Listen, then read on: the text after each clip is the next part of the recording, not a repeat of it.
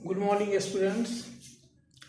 अपने पिछले वाले वीडियो में हम इलेक्ट्रिक करंट का कुछ फंडामेंटल डिफिनीशंस थे, उस पर विचार किए थे। नेचर पे दो प्रकार का चार्ज होता है, जैसा कि तुम लोग जानते हो, पॉजिटिव और निगेटिव। और लाइक चार्जेज में फोर्स ऑफ रिपल्सन होता है और अनलाइक चार्जेज में फोर्स ऑफ एट्रैक्शन होता है। जब कोई चार्ज किसी स्पेस के किसी पॉइंट पर रखते हैं, किसी चार्ज पार्टिकल को, तो अपने चारों तरफ के स्पेस में वह इलेक्ट्रिक फील्ड प्रोड्यूस कर देता है। इलेक्ट्रिक फील्ड प्रोड्यूस करता है। यही कारण है कि जब किसी दूसरे चार्ज पार्टिकल को उसके करीब लाते हैं तो बिना कोई फिजिकल कांटेक्ट के, दोनों चार्ज पार्टिकल में कोई फिजिकल कांटेक्ट नहीं होता है। जैसे यहाँ चार्ज Q है और यहाँ Q है, इस दोनों चार्ज के बीच में कोई फिजिकल कांटेक्ट नहीं है, लेकिन यह Q चार्ज और इस पर दोनों पॉजिटिव चार्ज है, इस पर फोर्स ऑफ रिपल्सन लगाया देता है। ऐसे फोर्स को हम लोग कहते हैं नॉन कांटेक्ट फोर्स। इसको फिजिक्स में दूसरा नाम भी है, जिसको कहते हैं force at a distance. Without any physical contact one body applies the force upon the other body, that force is known as non contact force और फोर्स एट ए डिस्टेंस। इस प्रकार देखते हैं कि इलेक्ट्रोस्टैटिक फोर्स जो है, दो charge particle के बीच में लगने वाला फोर्स है। दो मैग्नेट के नॉर्थ पोल और साउथ पोल के बीच में, या दो पोल के बीच में लगने वाला फोर्स है, या सन और अर्थ के बीच में लगने वाला ग्रेविटेशनल फोर्स है। ये सारे फोर्स जो है सो नॉन कॉन्टैक्ट फोर्स है, यानी without the physical touch, without the physical contact one body apply a force upon the other body. Such type of force is called non contact force. Non contact force.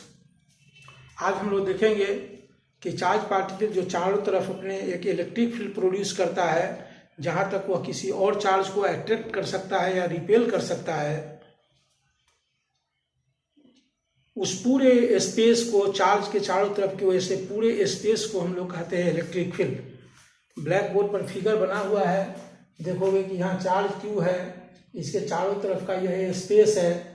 इस space के अंदर दूसरा किसी charge को यदि हम place कर देंगे किसी भी पॉइंट पर, तो यह Q चार्ज क्या करेगा, उस पर फोर्स ऑफ एट्रैक्शन, यदि पॉजिटिव चार्ज है तब, यदि फोर्स ऑफ रिपल्सन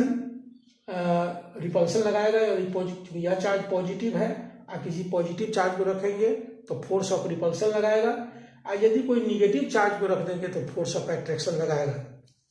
इस पूरे स्पेस को हम इलेक्ट्रिक फील्ड कहते हैं। उस चार्ज पार्टिकल के चारों तरफ के पूरे स्पेस को, जहां तक वो किसी और चार्ज पर इलेक्ट्रोस्टैटिक फोर्स ऑफ एट्रैक्शन और रिपल्सन एक्सर्ट कर सकता है या किसी और चार्ज को इन्फ्लुएंस कर सकता है, उस पर फोर्स एक्सर्ट कर सकता है, उस पूरे स्पेस को क्या कहते हैं, इलेक्ट्रिक फील्ड कहते हैं। यहाँ पर डिफिनीशन लिख दिया गया है, वीडियो को पॉज करके आराम से डिफिनीशन लिख लोगे कि the space around a charge up to which it can attract or repel other charged particle is known as electric field।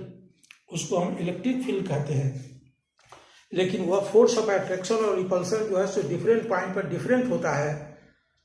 एक पॉइंट पर फोर्स ऑफ एट्रैक्शन हो सकता है 1 न्यूटन का रहे, उस पॉइंट और चार्ज को यदि उस नजदीक ला देंगे तो फोर्स ऑफ रिपल्सन क्या होगा, बढ़ जाएगा। तो डिफरेंट पॉइंट पर इलेक्ट्रिक फील्ड का जो इंटेंसिटी होता है, उस इलेक्ट्रिक फील्ड का इंटेंसिटी क्या होता है, डिफरेंट होता है। इसीलिए हम इलेक्ट्रिक फील्ड इंटेंसिटी को डिफाइन करते हैं कि किसी भी पॉइंट पर हम किसी चार्ज को रखेंगे, जैसे यह कोई Q चार्ज है, इसके चारों तरफ इसका इलेक्ट्रिक फील्ड होगा, और यहाँ पर हम Q चार्ज को रखे हैं, तो Q चार्ज को रखे हैं तो ये भी पॉजिटिव है, और कैपिटल Q जो बड़ा वाला Q है वो भी पॉजिटिव है। बड़ा वाला Q, इस पर एक फोर्स एक्सर्ट करता है F, यानी Q चार्ज पर कितना फोर्स लगता है, F। इसी को यहाँ पर लिख दिया गया है कि Q चार्ज पर कितना फोर्स लगता है, F। इसलिए यूनिटरी मेथड से यूनिट चार्ज पर कितना फोर्स लगेगा, F/Q। और किसी भी पॉइंट पर यूनिट चार्ज पर जो लगने वाला फोर्स होता है, यूनिट चार्ज पर लगने वाला फोर्स क्या कहलाता है, इलेक्ट्रिक फील्ड इंटेंसिटी कहलाता है। इलेक्ट्रिक फील्ड इंटेंसिटी का मतलब हो गया कि Q चार्ज पर F फोर्स, इसलिए यूनिट चार्ज पर कितना फोर्स लग गया, F/Q, इसलिए E इक्वल टू हो गया F/Q। यहाँ पर डिफिनेशन लिखा हुआ है कि it is defined as the electrostatic force of attraction और repulsion per unit positive charge. Unit positive charge पर जो फोर्स ऑफ अट्रैक्शन या रिपल्सन लगता है उसको हम कहेंगे इलेक्ट्रिक फील्ड इंटेंसिटी। चूंकि वह फोर्स है, यूनिट चार्ज पर लगने वाला फोर्स है। अब फोर्स के बारे में हम लोग जानते हैं कि फोर्स क्या है, एक वेक्टर क्वांटिटी है, इसीलिए इलेक्ट्रिक फील्ड इंटेंसिटी भी क्या है, एक वेक्टर क्वांटिटी है। क्योंकि electric field intensity is defined as the force per unit positive charge. Force is a vector quantity, therefore electric field also a vector quantity. और electric field का formula याद करोगे कि E इक्वल टू क्या हो गया, F/Q। यह एक वेक्टर क्वांटिटी है और इस वेक्टर क्वांटिटी है तो इस इलेक्ट्रिक फील्ड का यूनिट हो जाएगा SI यूनिट, यहाँ लिखा हुआ है। देखो ऊपर फोर्स है तो हो गया न्यूटन, नीचे चार्ज है तो हो गया कूलम, इसलिए इलेक्ट्रिक फील्ड का SI यूनिट हो गया न्यूटन पर कूलम। न्यूटन पर कूलम, इसका मतलब कि force per unit positive charge at a point in electric field is known as electric field intensity. इसको समझने के बाद, वीडियो को बार बार देखोगे, इसको समझने के बाद अब एक अलग चीज समझना है जिसको हम कहते हैं इलेक्ट्रिक पोटेंशियल। इलेक्ट्रिक पोटेंशियल समझने के लिए तुम इस फिगर को ड्रॉ करोगे। यह फिगर बता रहा है कि यहाँ पर फिर एक कैपिटल Q चार्ज है, चार्ज को यहाँ पर लिख देते हैं, दूर में लिखा हुआ है। यहाँ पर मान लीजिए यहाँ कैपिटल Q एक चार्ज है, इसके चारों तरफ क्या है, इलेक्ट्रिक फील्ड है। देखो यहाँ पर लिखा हुआ है इन्फिनिटी, तो इन्फिनिटी पर जब रखेंगे चार्ज को तो यह Q चार्ज क्या होगा, कोई फोर्स नहीं लगाएगा, क्योंकि इनफाइनाइट डिस्टेंस हो जाने पर फोर्स क्या हो जाएगा, जीरो हो जाएगा। क्योंकि इलेक्ट्रोस्टैटिक फोर्स ऑफ अट्रैक्शन और रिपल्सन जो है सो डिस्टेंस के स्क्वायर का इन्वर्सली प्रोपोर्शनल होता है। डिस्टेंस जैसे जैसे इंक्रीज करता है फोर्स ऑफ अट्रैक्शन और रिपल्सन यानी इलेक्ट्रोस्टैटिक फोर्स का वैल्यू घटता है, और इनफाइनाइट डिस्टेंस पर हम मानते हैं कि वह इलेक्ट्रिक फील्ड क्या है, जीरो है। तो इनफाइनाइट डिस्टेंस पर इलेक्ट्रिक एक चार्ज रखा हुआ है। अब इस Q0 चार्ज को हम जैसे ही इस चार्ज के तरफ जैसे ही हम लाएंगे तो हमको एक फोर्स लगाना पड़ेगा, एक्सटर्नल फोर्स। कहोगे क्यों लगाना पड़ेगा एक्सटर्नल फोर्स, तो यह चार्ज प्लस Q है, पॉजिटिव चार्ज है। अब मेरा Q0 भी क्या है, पॉजिटिव चार्ज है, तो यह Q इस Q0 पर एक फोर्स ऑफ रिपल्सन लगाएगा। और उस फोर्स ऑफ रिपल्सन के अगेंस्ट में क्या करते हैं, हम धीरे धीरे विदाउट एनी एक्सेलेरेशन, कोई एक्सेलेरेशन नहीं रहना चाहिए, विदाउट एनी एक्सेलेरेशन हम इस Q चार्ज को धीरे धीरे धीरे धीरे मूव कराते हैं। तो देखते हैं कि हम फोर्स एक्सर्ट कर रहे हैं और इधर इसका डिस्प्लेसमेंट भी हो रहा है। तो तुम जानते होगे कि वर्क बराबर क्या होता है, फोर्स इंटू डिस्प्लेसमेंट। यानी इस चार्ज को जब हम मूव कराएंगे इलेक्ट्रिक फील्ड में तो इस फोर्स ऑफ रिपल्सन के अगेंस्ट में हमको क्या करना पड़ेगा, वर्क करना पड़ेगा। और टोटल वर्क जब इस चार्ज को हम पॉइंट ए पर लाए तो टोटल वर्क मान लेते हैं कि W काम करना पड़ा। तब बड़ी आसानी से देखोगे यहाँ पर लिख दिए हैं कि Q चार्ज को जब लाते हैं कहाँ से, इन्फिनिटी से पॉइंट ए तक लाते हैं। Q चार्ज को कहाँ से लाते हैं, इन्फिनिटी से इलेक्ट्रिक फील्ड के किसी पॉइंट ए तक लाते हैं। तो Q चार्ज को लाने में W काम करना पड़ा है, इसलिए यूनिट चार्ज को लाने में W/Q काम करना पड़ेगा। और यूनिट पॉजिटिव चार्ज को इन्फिनिटी से विदाउट एनी एक्सेलेरेशन किसी पॉइंट तक लाने में जो वर्क डन करना पड़ता है वह उस पॉइंट पर का पोटेंशियल कहलाता है, इलेक्ट्रिक पोटेंशियल। फिर जरा पिछले वाले टॉपिक में याद रखो कि यहाँ इलेक्ट्रिक फील्ड इंटेंसिटी क्या था कि किसी पॉइंट पर यूनिट पॉजिटिव चार्ज पर जो फोर्स लगता है उसको इलेक्ट्रिक फील्ड इंटेंसिटी कहते हैं।